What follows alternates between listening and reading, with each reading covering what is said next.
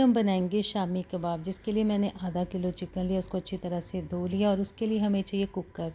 Cooker के अंदर आपने चिकन को डाल देना। आप यहाँ पे बोनलेस भी ले सकते हो और बोन वाला भी ले सकते हो। यहाँ पे ना मैंने 1 घंटे से ज़्यादा 1.5 कटोरी चने की दाल भिगो के रख दी थी। तो उसका पानी अच्छी तरह से निकालने के बाद जैसे मैंने चिकन डाला, साथ ही दाल को भी ऐड कर दिया। चीज़ें अच्छी तरह वॉश करने के बाद कुकर में डालने के बाद कुछ इस तरह से सौंफ पाउडर, काली मिर्च, लौंग, दालचीनी, जीरा सब कुछ ऐड कर देना इसके अंदर। जितने मोटे मसाले आप ऐड करना चाहते हो अपने टेस्ट के अकॉर्डिंग यहाँ पे आप ऐड कर सकते हो। और कुछ मसाले मैं यहाँ पे डाल रही हूँ, जैसे चिकन मसाला 1 चम्मच भर के इस्तेमाल कर रही हूँ। और स्वाद अनुसार आप नमक ऐड कर सकते, ज़्यादा कम आप अपनी मर्ज़ी के हिसाब से। और धनिया पाउडर ऐड कर रही हूँ। जो भी मसाले आप घर पे खाते हो ना, वो मसाले आप यहाँ पे ऐड कर सकते हो। मैं यहाँ पे लाल मिर्च पाउडर भी इस्तेमाल कर रही हूँ, क्योंकि हमने साबुत मिर्च भी ऐड करनी है। और चाट मसाला ज़रूर ऐड करें। चाट मसाला नहीं है तो आमचूर पाउडर भी यहाँ पे ऐड कर सकते हो आप। बस इस तरह से आपने सारे मसालों को भी ऐड कर देना है और धीरे धीरे करके आपने सारे मसाले ऐड करने हैं। और इतनी इंस्टेंटली ये हमारे चिकन रेशमी कबाब बन जाते हैं। 2 हरी मिर्च ली, 2 लाल मिर्च ली। बस इस तरह से आपने स्पाइसेस अपने टेस्ट के अकॉर्डिंग कम ज़्यादा कर सकते हो, जैसे भी आप खाते हो। और मैंने यहाँ पे 3 बड़े प्याज भी ऐड कर दिए, क्योंकि जब हम शामी कबाब बनाते हैं ना, तो उसके अंदर प्याज का भी बहुत अच्छा टेस्ट आता है। और 1 चम्मच भर के मैंने लहसुन अदरक का पेस्ट जो मैंने घर पे बना के रखा वही ऐड किया। और यहाँ पे पानी का आपने बहुत ही ज़्यादा ध्यान रखना है। मैं यहाँ पे 1.5 गिलास पानी ऐड कर रही हूँ। 1.5 कौली मैंने दाल ली है, तो 1.5 गिलास पानी का ही ऐड कर रही हूँ। ज़्यादा मत करें, क्योंकि उससे दाल घुल जाएगी। अगर आपके पास जावित्री पाउडर है तो डालें, मेरे पास था तो मैंने थोड़ा सा ऐड कर दिया। बस अब अच्छी तरह से हम इसको मिक्स कर देंगे, ताकि जितने भी मसाले, नमक हमने ऐड किया वो अच्छी तरह मिक्स हो जाए। और उसके बाद हम क्या करेंगे ना, यहाँ पे कुकर को बंद कर देंगे। और आपने क्या करना, कुकर गैस के ऊपर रख के अच्छी तरह से फुल फ्लेम पे 2 सीटी लगवा के इसको बंद कर देना है। और 2 सीटी लगने के बाद मैंने कुछ इस तरह से दाल और चिकन को बाहर निकाल लिया। और खुले बर्तन के अंदर आपने इसको ऐड कर देना, ताकि अच्छी तरह से ये ठंडा हो जाए। जब ठंडा होगा, आपने अच्छी तरह से इसको फैला के ठंडा करना है। और जितनी भी मिर्चें आप देख रहे हो या मोटे मसाले देख रहे हो, अगर निकालने तो यहाँ पे आप मोटे मसाले, जितनी भी बोन्स वगैरह हों, वो भी आप बाहर निकाल सकते हो। और कुछ देर के बाद ये ठंडा हो चुका था। ठंडा होने के बाद आपने चिकन के ऐसे रेशे रेशे बना लेने हैं। और छोटी मोटी जो हड्डियाँ आपको दिखती हैं वो भी आप बाहर निकाल लें यहाँ पे। और जो मिर्चें हैं, ये काली मिर्च आ रही है या हरी मिर्ची आ रही है, लाल मिर्च आ रही है, उसको आप इस तरह से कूट लें। इस तरह से कूटना बहुत आसान है और बहुत ही जल्दी ऐसे हल्के हल्के हाथों से आपने इसको कूट देना, ताकि चिकन अच्छी तरह से कूट जाए। जो चिकन का टेस्ट इस तरह से आता ना, वो बहुत ही अच्छा लगता है और बहुत ही अच्छी तरह से बाइंडिंग भी हो जाती है। बस इस तरह से आपने इसको अच्छी तरह मिक्स कर देना और सारे दाल और चिकन को अच्छी तरह मिक्स करें। अगर आपको अभी भी लग रहा है कि बीच में छोटी मोटी हड्डियां आ रही हैं, तो अच्छी तरह से चेक कर लें, क्योंकि जब खाएंगे कबाब तो मुंह में आएंगे तो फिर वो अच्छा नहीं लगेगा। तो बस इस तरह से आपने धनिया को भी ऐड कर लेना। धनिया यहाँ पे ड्राई होना चाहिए, गीला धनिया ऐड मत करें, फिर बाइंडिंग अच्छी तरह से नहीं होगी। तो बस इस तरह से आपने धनिया ऐड करने के बाद इसको अच्छी तरह से ऐसे मिक्स कर लेना है। मिक्स करने के बाद आपने यहाँ पे इसकी अच्छी सी बाइंडिंग करने के लिए 1 एग या 2 एग इस्तेमाल कर सकते हो, या फिर बाद में भी आप इसकी कोटिंग दे सकते हो। लेकिन मैं ज़्यादा एग अवॉइड कर रही हूँ और इसका येलो पार्ट भी अवॉइड करूँगी। आप देखोगे बस इस तरह से वाइट पार्ट के साथ ही मैं इसको हल्का सा करूँगी, क्योंकि बहुत अच्छी तरह से चिकन और दाल गल चुकी है। ज़्यादा बाइंडिंग की ऐसे ज़रूरत नहीं है। एग से ये कि अच्छी तरह से इसकी बाइंडिंग हो जाती है। जब हम शैलो फ्राई करेंगे या फ्राई करेंगे ना, तो जो कबाब है वो बाहर नहीं निकलेगा। तो बस ये देखो मैं कितने बचा बचा के येलो पार्ट को वो कर रही हूँ। यहाँ पे आप 2 अंडे भी ऐड कर सकते हो। और टिक्की बनाने के बाद उसकी बाइंडिंग करने के बाद भी आप उसको ऐड कर सकते हैं। लेकिन मैं यहाँ पे बस वाइट पार्ट के साथ इसको अच्छी तरह मिक्स करूँगी। और फिर उसके बाद इसको अच्छी तरह से थोड़ी देर के लिए अच्छी तरह मसलने के बाद मैं इसको सेपरेट रख दूँगी, कुछ इस तरह से 2 या 3 मिनट के लिए। हो सके तो आप इसको फ्रिज के अंदर भी रख सकते हो, लेकिन मैं यहाँ पे इसको इंस्टेंटली रेडी करूँगी कबाब को। तो बस क्योंकि बहुत अच्छी तरह से ये सेट हो चुका है। मैंने इसको काफ़ी देर तक ठंडा करके रखा था, तो मुझे ज़्यादा ज़रूरत नहीं पड़ी इसको फ्रिज में रखने के लिए।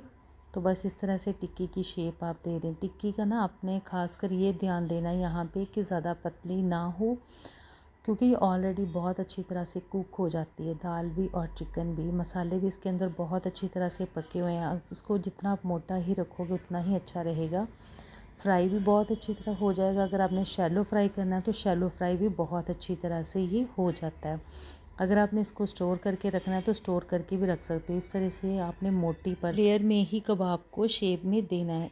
ये देखो, बस इस तरह से। अगर पतला करोगे तो वो टूट जाएगा, बिखर जाएगा, क्योंकि ये ऑलरेडी दाल और चिकन कुकड है। तो इस चीज़ का आपने खास कर ध्यान रखना है। बस इस तरह से बहुत इजीली ये शेप आ जाती है। इसी शेप में हम सारे कबाब को रेडी कर लेंगे।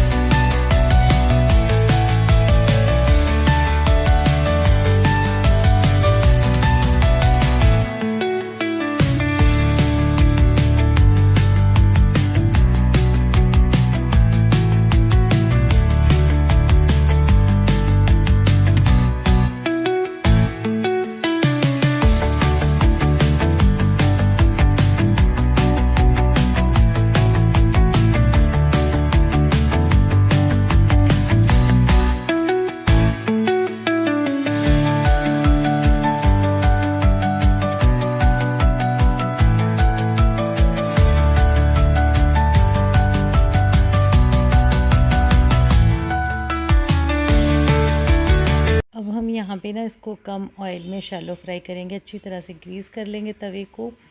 तवे पे अच्छी तरह से आपने तेल को फैला लेना है। बस इस तरह से देख रहे हो कितने कम घी के अंदर ये बहुत ही अच्छी तरह से टिक्की रेडी हो जाती है। और इंस्टेंटली बस ये कि जब तक कुकर में हम बना रहे हैं ठंडा करें वही टाइम लगता है, उसके बाद इस पर टाइम बिल्कुल नहीं लगता। ये बहुत ही ज़्यादा टेस्टी बनते हैं और इतने मज़ेदार बनते हैं कि इनका जो टेस्ट है एक डिफरेंट तरीके से आता है और बहुत ही सॉफ्ट भी बनते हैं।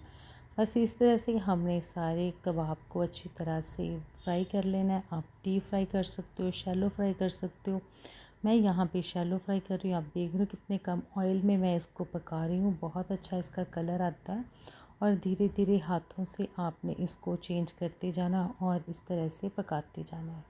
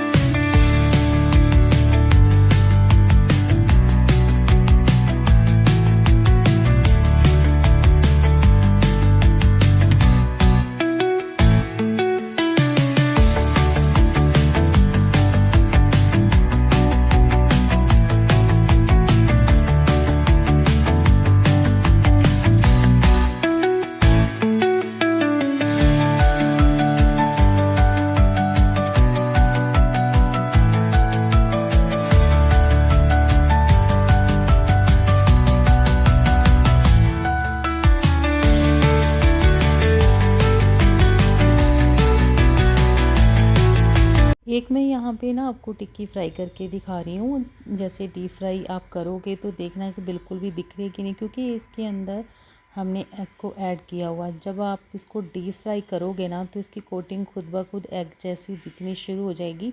सेम वही टिक्की हमने शैलो फ्राई भी की है और एक टिक्की को मैंने आपके सामने फ्राई भी करके दिखाया, क्योंकि मैंने इसको बहुत ही हेल्दी तरीके से, हमारे घर में थोड़ा फ्राइड अवॉइड हो रहा है आजकल, तो फ्राइड हम डीप फ्राई कम ही खा रहे हैं। तो बस इस तरह से मैंने एक आपको डीप फ्राई करके दिखाई है, बाकी हमने शैलो फ्राई ही रखी हैं। तो उसके बाद आप कुछ इस तरह से इसको सर्व कर सकते हो, किसी भी चटनी के साथ, किसी भी सॉस, मायोनी या दही के साथ भी इसको सर्व कर सकते हो, दाल सब्जी किसी चीज़ के साथ। ये वो शामी कबाब है जो मैंने फ्राई किया था एक पीस। आप अपने टेस्ट के अकॉर्डिंग इसको फ्राई भी कर सकते हैं, शैलो फ्राई भी कर सकते हैं, लेकिन बना के ज़रूर देखें। बहुत ही इजी तरीके से शामी कबाब हमारे बन जाते हैं और इनका जो टेस्ट आता है ना, एक डिफरेंट तरीके से आता है, क्योंकि इसके साथ बहुत सारे स्पाइसेस का जो टेस्ट है वो बहुत अच्छी तरह से दाल और चिकन के साथ मिक्स होके आता है और बहुत ही मज़ेदार बनते हैं ये कबाब। इस तरह से आप सर्व कर सकते हो। कभी कभार डिफरेंट टेस्ट के लिए आप कुछ इस तरह से कबाब को रेडी कर सकते हो।